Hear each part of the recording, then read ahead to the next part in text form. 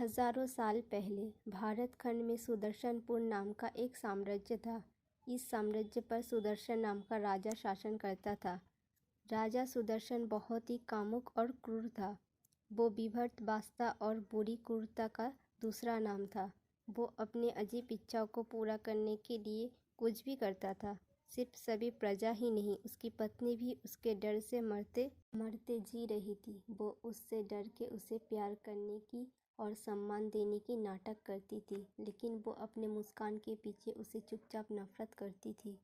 अत्याचारी राजा सुदर्शन गरीब लोगों को ज़्यादा कर के लिए और अपनी पत्नी को अतिरिक्त सेक्स के लिए प्रताड़ित करता था। वो अपने पत्नी को दिन रात सेक्स के लिए मजबूर करता था। हर रात उसकी पत्नी अपने सांसों को कस के पकड़कर उसके साथ सोती थी। दिन के समय लोगों की आंखों का डर याद करते हुए वो रात में उसके पास जाने से डरती थी। वो कई बार उससे दूर भागने की कोशिश कर चुकी थी, लेकिन वो इसमें असफल रही थी। अंत में उसने एक बच्ची को जन्म दिया और उससे दूर भाग गई। इस घटना के बाद राजा सुदर्शन थोड़ा बदल गया। उसकी प्यारी बेटी अमृता के कारण उसके पत्थर दिल में दया पैदा हुई। मूल रूप से वो एक पत्थर दिल का आदमी था, लेकिन अपनी बेटी अमृता के मामले में बहुत नरम था।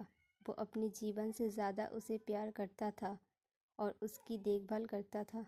राजा सुदर्शन ने अपनी बेटी की आंखों के सामने कोई बुरा काम नहीं करता था। वो अपनी बेटी अमृता से अपनी सभी अवैध और असभ्य गतिविधियों को छिपाता था। वो अमृता से छुपा के सभी अवैध और असभ्य कामों को करता था।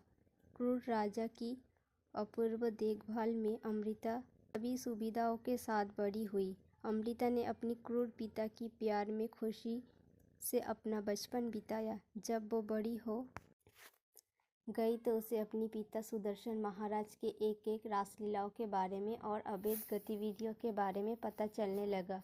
जब उसे पता चला कि उसके पिता ही क्रूरता ही उसकी माँ की लापता होने के लिए असली कारण है, तो उसने तुरंत अपने पिता सुदर्शन से नफरत करने लगी।